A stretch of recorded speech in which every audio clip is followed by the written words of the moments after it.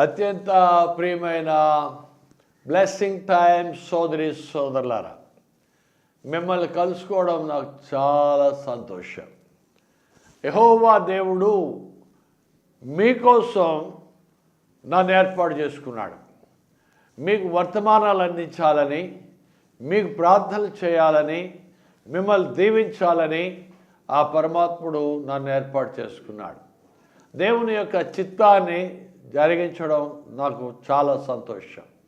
ఈ యొక్క ప్రోగ్రామ్స్లో చాలా వ్యయంతో కూడింది, ఖర్చుతో కూడింది.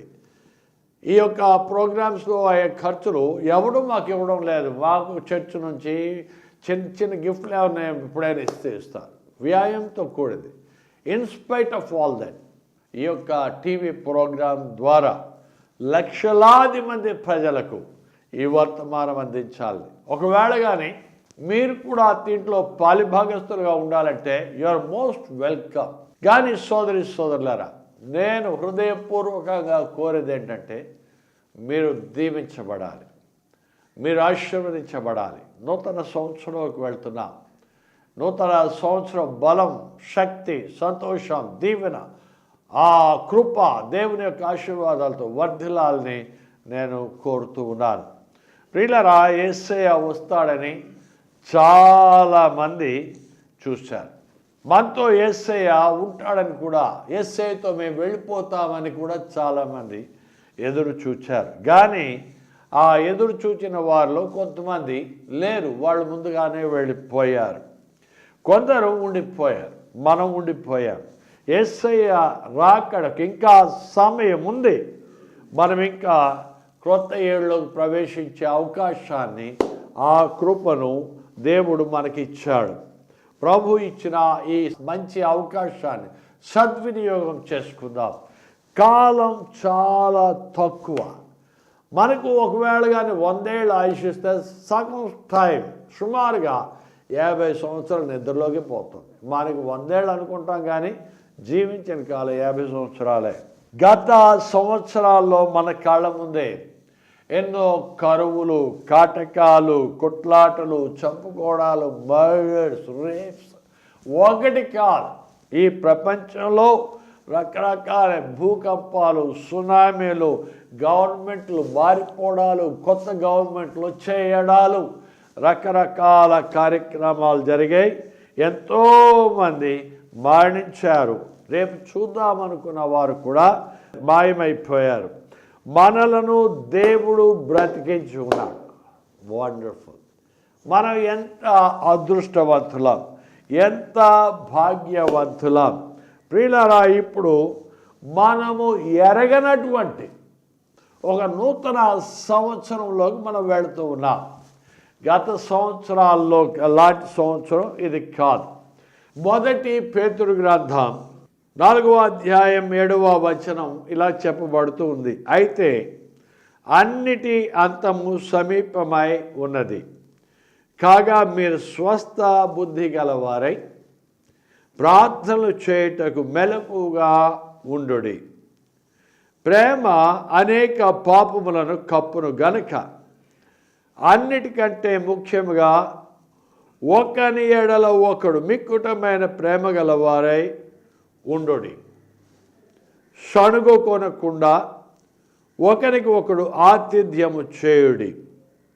దేవుని నానా విధమైన కృప విషయమై మంచి గృహ నిర్వాహకుడై ఉండి ఒక్కొక్కడు కృపావరము పొందిన కొలది ఒకరికొకడు ఉపచారము చేయడి.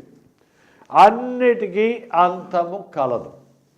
ఈ సంవత్సరంలో వదిలించుకోవలసినటువంటి కొన్ని అంశాలు మన బ్రతుకులో ఉన్నాయి. మనం ఒక ఏడాదిలో నుంచి ఇంకొక ఏడాదిలోనికి వెళ్తూ ఉన్నాం. కాబట్టి ప్రియులరా, ఈ నూతన సంవత్సరంలోకి మనం వెళ్తుండగా వాటినన్నిటిని కూడా అట్టి పెట్టుకొని వెళ్ళే సమయం గతించిపోయింది. వాటిని వదిలించుకునే సమయం వచ్చేసింది. చెడు మాటలు, చెడు తలంపులు, చెడు ఊహలు, చెడు అలవాట్లు, ఆ సంబంధాలు, స్నేహితులు, ఆ చెడు స్నేహితులు, వాటి అన్నిటినీ వదిలించుకునే సమయం వచ్చేసింది. ధైర్యం తెచ్చుకోవడం. నానా మాటలు అంటున్నారు ఇవాళ రేపు రోజుల్లో. మనకు ధైర్యం ఉంటే ప్రభువును వెంబడించాలి. ధైర్యం లేదా పొండి అవతలకి అంటాను నేనైతే. పోండి, ఏ మతంలో కలిసిపోతే కలిసిపోండి. ధైర్యంగా ఉండాలా? యేసుని వెంబడించి ప్రభు బిడ్డగా ఉండండి, ప్రభు శిష్యులుగా ఉండండి. పిరికి వారు దేవుని రాజ్యమును స్వతంత్రించుకున్నారు లేరు. నీతి విషయమైన భారము మనం కలిగి ఉండాలి. ఆయన మీద మన భారము వేసి నూతన సంవత్సరంలో మనం ప్రవేశించాలి. ఒక మాట చదువుతున్నాను. 1 పేతురు గ్రంథం 5వ అధ్యాయము 7వ వచనం ఇలా చెప్పబడుతుంది. ఆయన మిమ్మును గురించి చింతించుచూ ఉన్నాడు గనుక మీ చింత యావత్తు ఆయన మీద వేయుడి. నిబ్బరమైన బుద్ధి గలవారై మెలకుగా ఉండి మీ విరోధి అయిన అపవాది గర్జించు సింహము వలె ఎవరిని మింగుదునా అని వెదుగుచూ తిరుగుతున్నాడు కనుక మెలకుగా ఉండి ఏం చేయాలి? సినిమాకి వెళ్ళిపోవాలా? మెలకుగా ఉండి ఏం చేయాలి? బజార్లో పడి తిరగాల? అది కాదు. బైబిల్లో చెప్పబడిన అంశం ఏంటంటే మెలకుగా ఉండి ప్రార్థన చేయండి. దేవుని సన్నిధిలో మెలకుగా ఉండి, దేవుని సన్నిధికి వెళ్ళగానే తలకాయలు చాలామంది భూమి మీద పెట్టేసి గుడుగుడు గుడుగుడు అంటారు. తర్వాత ఏమో అంతే గాఢ నిద్రలోకి పోతారు. దేవునికి ఇలాంటి విశ్వాసుల సంగతి బాగా తెలుసు. అందుకోసమే ప్రత్యేకంగా వాళ్ళ కోసం చెప్తున్నాడు, మెలకుగా ఉండి ప్రార్థన చేయండి. ఆ ఎందుకు ప్రార్థన చేయాలి? సైతానుగాడు తిరుగుతున్నాడు. ఎలాగా? గర్జించు సింహం వలె మిమ్మల్ని మింగేస్తా, మీ మతాన్ని మింగేస్తా, మీ బ్రతుకులు మింగేస్తా, మీ జీవితాల్లో నెమ్మది లేకుండా చేస్తానని ఆ సైతానుగాడు తిరుగుతూ ఉన్నాడు. ఆ సైతాన్ని ఎదిరించే శక్తి మనకి లేదు. నీ బలం వల్ల, నీ శక్తి వల్ల సైతాన్ని నువ్వు ఎదిరించలేవు. కానీ ఎలాగ ఎదిరించగలవు? యెహోవా దేవుని శక్తిని పొంది, పరిశుద్ధాత్మ దేవుని శక్తిని పొందితే ఆ సైతాను కాడు కదా, వాడు జేజమ్మ కూడా పటాపంచలైపోతాడు. దేవుడిచ్చే ఆ శక్తిని మనం పొందాలి. ప్రియులారా, చాలామంది ఆ శక్తిని పొందాలి అంటే ఎలా పొందాలి? బ్రతుకులో పరిశుద్ధత ఉండాలి, దేవుని వెంబడించాలి, మెలకుగా ఉండి దేవుని సన్నిధిలో ప్రార్థన చేయాలి. అంత మాత్రమే కాదు, కష్టాల్లో ఉన్న వారి గురించి ప్రార్థన చేయాలి. భయం కలిగిస్తున్న ఈ చీకటి శక్తులను, అంధకార శక్తులను, పిశాచ శక్తులను అమ్మో మాకేమైపోద్దని కంగారు పడకుండా ఎదిరించి పోరాడడానికి సత్తువ కావాలి. కాబట్టి దేవుని ప్రార్థన చేసి మనం సత్తువ పొందాలి. ఆయన మిమ్మును గురించి చింతిస్తున్నాడు. నీ గురించి నీవు సంతోషంగా ఉండలేకపోతే ఆయన చింతిస్తున్నాడు. నీవు ఆరోగ్యంగా లేకపోతే ఆయన చింతిస్తున్నాడు. నీవు సరైన ఉద్యోగంలో లేకపోతే ఆయన చింతిస్తాడు. ఆయనకు నీ మీద చాలా ఆసక్తి ఉంది. నీ చింత ఆయన మీద వేయాలని ప్రభువు చెప్తున్నాడు. నీ కుటుంబ సమస్యల చింతలో ఉన్నావా? ఆఫీస్ ఉద్యోగ సమస్యల చింతలో ఉన్నావా? పిల్లల్ని మాట వినడం లేదు, ఈ విచ్చలవిడిగా తిరుగుతున్నారు. లేకపోతే పిల్లలకి రేపు పొద్దున ఎలాగా, ఉద్యోగం ఎలాగా, వాళ్ళ పెళ్ళిళ్ళు ఎలాగా అని చింతలో ఉన్నావా? ప్రియులరా, ప్రభువు నీ పట్ల ఆసక్తి కలిగి ఉన్నాడు. నీ యొక్క వ్యాపకాలు నానా అతలాకుతలంగా ఉందా? ప్రియులరా, నాకు ఒక ఆయన తెలుసు. ఆయన ఈ ఊర్లో పెద్ద షాపు, రత్న చికెన్ సెంటర్ అని, ఆ రత్నం వారి వంటిల్లని ఒక ఆయన నడిపిస్తాడు. ఆయన చెప్పిన మాటలు మీతో షేర్ చేస్తున్నాను. ఆయన దివాలా తీసేస్తాడంట, సమస్తం కోల్పోయాడు. ఇక ఏం చేయాలో అర్థం కాలేదు. ఆ సమయంలో ప్రభు అయిన యేసు స్వామిని ఆయన ప్రార్థన చేసుకున్నాడు. ప్రభు ఆయన ధైర్యం ఇచ్చాడు. విశాఖపట్నంలో 30 షాపులతో చక్కగా వ్యాపారం చేసుకోగలుగుతున్నాడు. ఆయన పిల్లలు బాగా చదువుకున్నారు. ప్రియులారా, కారణం ఏంటి? ఆయన దివాళా తీసిన కష్టంలో ఉన్న యేసు స్వామిని వెంబడించాడు. కాబట్టి ఆ ప్రభువు ఆయన వ్యాపారాన్ని అభివృద్ధి చేశాడు. నీకు చాలా సమస్యలు ఉండొచ్చు, నీ చింతకు ఎన్నో కారణాలు ఉండొచ్చు. అందుచేతనే ఈ చింతలన్నిటినీ, సమస్యలన్నిటికి కూడా అంతము వచ్చి ఉన్నది అని ప్రభు అయిన దేవుడు తన వాక్యంలో చెప్పుచూ ఉన్నాడు. ఇక మీదట 1 పేతురు గ్రంథంలో చెప్పబడిన రీతిగా 4వ అధ్యాయం 2-3 వచనాల్లో మనం చూసాం కదా, ఇలాగ చెప్పబడ్డాది.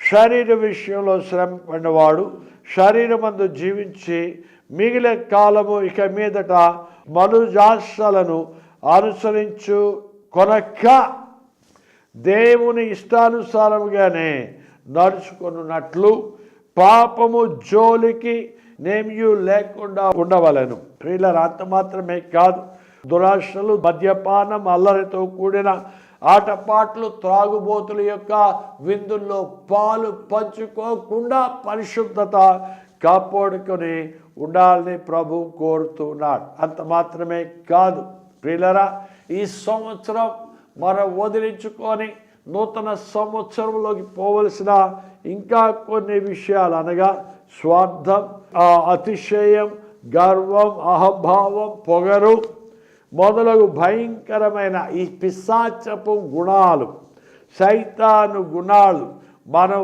వదిలించుకోవాలి.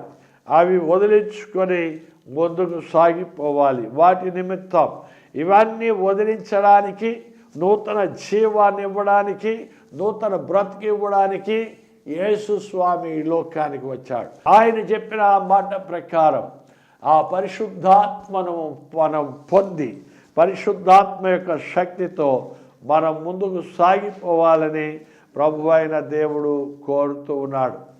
మనము అంటే విశ్వాసులము దేని జోలికి వెళ్ళకూడదో చెప్పబడ్డాది. 1 యోహాను పత్రికలో భక్తుడైన యోహాను 1వ పత్రిక 3వ అధ్యాయము 3వ వచనంలో ఇలాగా చెబుతూ ఉన్నాడు. ఆయన యందు నిరీక్షణ పెట్టుకొని ప్రతి వాడును ఆయన పవిత్రుడై ఉన్నట్టు పవిత్రుడిగా చేసుకొనవలెను. ఆయన పవిత్రుడై ఉన్నట్లుగా ఎన్నో క్రొత్త ఏళ్ళు జరుపుకుంటూ ఉన్నాం. కానీ ప్రియులారా, పరిశుద్ధత లేకపోతే ఆయన బిడ్డలము మనం కాలేము. ఒకే కుటుంబంలోనూ, ఒకే సమాజంలోనూ, ఒకే సంఘంలోనూ విభేదాలు ఉండడానికి కారణం మాయవేషాలు, గర్వం, అతిశయం, తక్కరితనం, కపటోపాయములు కలిగిన వారి వలన సంఘములో ప్రేమ, అనురాగం, సమాజంలో క్రైస్తవ సహోదరి సహోదరులలో అనురాగం, ప్రేమ ఉండకపోవడానికి కారణాలవి. కొందరైతే అవకాశవాదులుగా ఉంటూ ఉన్నారు, కానీ విశ్వాసికి అవి తాగవు, విశ్వాసికి అవి కంపు. కొందరి యొక్క బోధలు, దొంగ బోధలు, అబద్ధ ప్రవక్తలు ప్రబలిపోతూ ఉన్నారు. జాగ్రత్తగా చూసుకోవాలి. కుయుక్తితో కూడిన మాటలు నూతన సంవత్సరంలో మనకు ఉండరాదు. నూతన సంవత్సరంలో ప్రభు యొక్క రాకడ సమీపించుచున్న ఈ దినాల్లో మనం ఉన్నాం. గతకాలపు రోత, గతకాలపు కంపు, గతకాలపు శోధనలను, గతకాలపు మరణాన్ని విదిలించుకుందాం. ఆ సమయం మనకి వచ్చేసిందని గమనించవలసిన జీవితంలో ఉన్నాం. అంకితం చేసుకోవలసిన సమయం. నూతనంగా మన బ్రతుకుని మన ప్రభువుకి అంకితం చేసుకుందాం. ఇక మీదట వేషధారణ అక్కర్లేదు. నూతన సంవత్సరంలో దేవుడు మనకు సమృద్ధి అయిన ఆహారాన్ని, జీవాన్ని ఇవ్వాలి. కాబట్టి నూతన సంవత్సరము గమ్యంలోకే మనం సాగిపోదాం. ఇందాక ఒక మాట చెప్పాను, మన చింత యావత్తు ఆయన మీద వేయండి. ఇలాగన్నాడు ప్రభు అయిన యేసు స్వామి. ఆకాశ పక్షులను చూడుడి, ఆ విత్తవు, కోయవు, కొట్లలో కూర్చుకొనవు, అయినప్పటికీ మీ పరలోకపు తండ్రి వాటిని పోషించుట లేదా? మీ చింత యావత్తు ఆయన మీద వేయండి. మీ శరీరం కన్నా, ఈ వస్త్రము కన్నా శరీరము విలువైనది. ఈ శరీరము కన్నా మీ ప్రాణము విలువైనది. ఆ సృష్టికర్త నీకు ప్రాణం ఇచ్చినటువంటి వాడు నీ శరీరాన్ని సంరక్షించడా, నీ శరీరం ఇచ్చినటువంటి వాడు నీకు వస్త్రాన్ని ఇవ్వడా? ఖచ్చితంగా ఇచ్చి తీరుతాడు. ప్రియులరా, నేను ఒకప్పుడు బ్యాంక్ ఆఫీసర్గా ఉండేవాడిని. స్టేట్ బ్యాంక్ ఆఫ్ ఇండియాలో పనిచేసేవాడిని. నా స్నేహితుడు విజయ్ కుమార్ పట్నాయక్ ప్రభువును అంగీకరించాడు. అప్పటి నుంచి ఆయన అంటే నాకు ఇష్టం లేదు. కానీ ఒక దినాన్ని అనుకోకుండా వాడి ఇంటికి వెళ్ళాను. వాడు నన్ను లోపలికి తీసుకొని వెళ్ళి, నీ బ్రతుకు నా బ్రతుకు ఒకేలాగా ఉండేది కదా, ఇప్పుడు నా బ్రతుకు ఎంతగా మారిపోయింది, ఎందుకు నీ బ్రతుకుని మార్చుకోవడానికి ఇష్టపడవన్నాడు. నా బ్రతుకులో మార్పును నేను ఇష్టపడుతున్నాను, కానీ నాకు అలవాట్లకు బానిస అయిపోయాను. ప్రపంచంలో ఎన్ని రకాలైన చెడు అలవాట్లు ఉన్నాయి, అన్నీ నాకు అలవాటు అయిపోయాయి. భయంకరమైన పాపిని నేను. కాబట్టి నేను మంచిగా ఉండాలని ప్రయత్నం చేశాను కూడా, కానీ ఒక గంట కూడా మంచిగా బ్రతకలేకపోయాను. కాబట్టి నేను నా స్నేహితునితో అన్నాను, నా వల్ల అది అసాధ్యం, నేను మంచిగా ఉండలేను, నాకు ఈ సంగతులు ఏమి చెప్పొద్దని. నా స్నేహితుడు చెప్పాడు కదా, నీ బ్రతుకులో నీ అంతటా నీవు పరిశుద్ధంగా జీవించలేవు, కానీ ప్రభువైన యేసుస్వామి నీ బ్రతుకులోకి వచ్చి నీ బ్రతుకును మారుస్తాడు, మంచిగా బ్రతకడానికి సత్తువిస్తాడు. ఒక మాట చెప్పాడు, రోగికి డాక్టర్ అవసరం, అదే రీతిగా పాపంలో జీవిస్తున్న వాడికి ఒక రక్షకుడు వచ్చి పాపం నుంచి బయట పెట్టి మంచి మార్గంలో పెట్టే రక్షకుడు అవసరం. ఆ యేసయ్య నిన్ను రక్షించడానికి వచ్చాడు, ఎందుకు ఆయన సహాయం తీసుకోవని అన్నాడు. నాకు ఆ మాటలు చాలా నచ్చాయి. నేను బజార్కి వెళ్ళాను, బైబిల్ కొన్నాను, రూమ్కి వెళ్ళాను, ఇక చదవడం మొదలుపెట్టాను. కొన్ని సంఘటనలు ఈ మధ్య జరిగాయి. ఆ తర్వాత ప్రభువు నన్ను దర్శించాడు. ఎలా దర్శించాడు? రాత్రి 1 గంట టైంలో నేను ప్రభు ఆ దినమంతా ప్రార్థన చేస్తున్నాను. ఏమని ప్రార్థన చేస్తున్నాను? యేసయ్య నా లోపలికి రా, నా బ్రతుకును మార్చు, నా ఆలోచనలు మార్చు, నా పాపాలు క్షమించు, యేసయ్య నీ రక్తంలో నన్ను కడిగని నేను ప్రార్థన చేశాను. ఆ రాత్రి కాలం 1 గంటప్పుడు పరిశుద్ధాత్ముడు నాపై పడ్డాడు, దేవాగ్ని నాపై పడ్డాది. నేను కళ్ళు మూసుకొని ప్రార్థన చేస్తుండగా దేవుడు తన అగ్నితో నన్ను కాల్చాడు, కింద నుంచి పై వరకు. ఆ క్షణంలోనే నాకు అర్థమైపోయి నాలో ఉన్న పాపాలని కూడా క్షణకాలంలో మాయమైపోయేవి. In a fraction of time all my sins have been taken away from my life. నాలో పాపాలు ఎలాగున్నాయంటే అప్పటి వరకు నాకు తెలియదు. చేసిన పాపాలని ఆనందం కోసం, సంతోషం కోసం చేశాను అనుకున్నాను, కానీ వాక్యంలో చెప్పబడిన రీతిగా నీ పాపములు నిన్ను వెంటాడుననే సత్యం నాకు తెలియదు. నా బ్రతుకులో పాపాలన్నీ ఎలాగున్నాయంటే పోస్ట్ కార్డ్ మీద స్టాంపులు కొట్టిన రీతిగా చిన్ననాటి నుండి చేసిన పాపాలన్నీ నా బ్రతుకులో నా శరీరం అంటుపెట్టుకున్నాయి. ఆ రాత్రి కాలంలో ప్రభువు నన్ను కాల్చిన క్షణాన్ని ఆ పాపాలన్నీ మాయమైపోయి ఎక్కడ లేని సంతోషం నాలో నుంచి పొర్లి ప్రవహించడం ఆరంభించింది. The great joy of salvation was bubbling and flowing through my life like a fountain of water.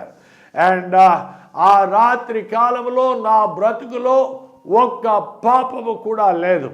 యేసు స్వామి చెప్పాడు కదా, ఆయన కార్చిన రక్తంలో ప్రతి పాపము, ఆయన కార్చిన రక్తంలో ప్రతి పాపము క్షమించబడని.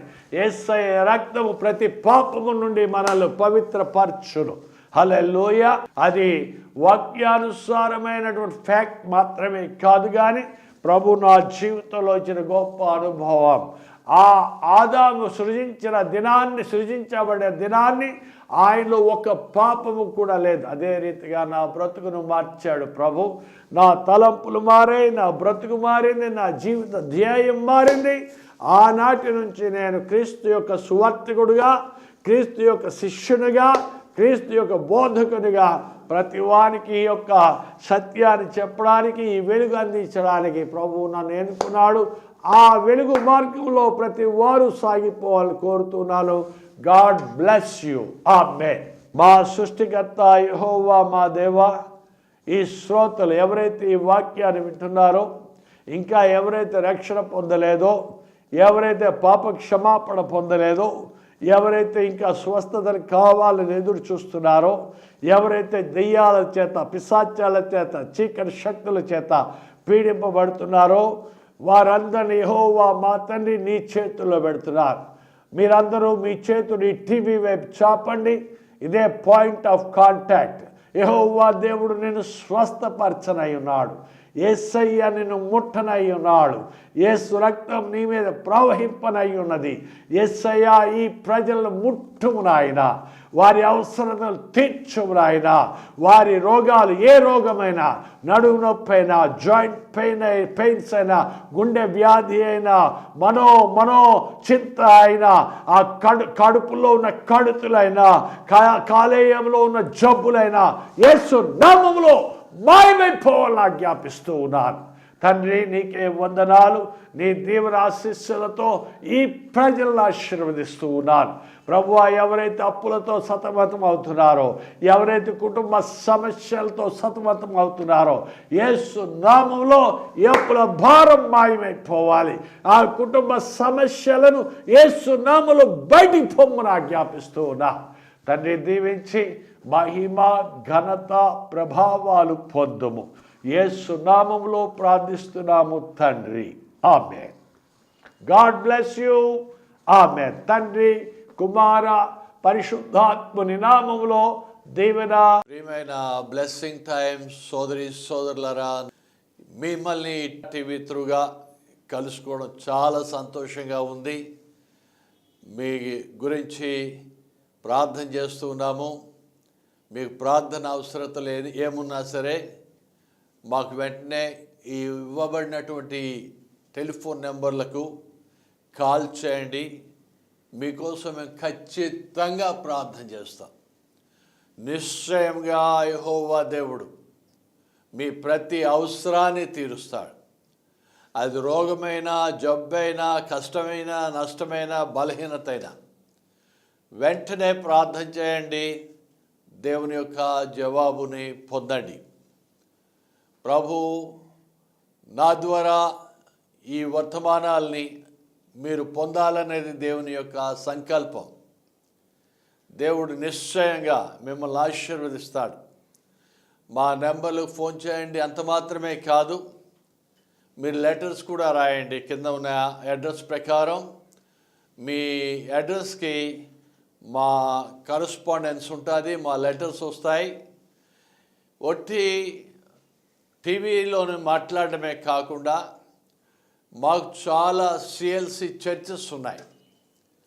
ఆంధ్రప్రదేశ్లో ఉన్నాయి, ఒరిస్సా రాష్ట్రంలో కూడా ఉన్నాయి. చాలా చర్చెస్ మేము కడుతూ ఉంటాం. ప్రియులారా, అంతేకాదు అనాథ పిల్లల శరణాలయాలు ఆంధ్రాలో ఉన్నాయి, ఒరిస్సాలో ఉన్నాయి. డే కేర్ సెంటర్స్ ఉన్నాయి.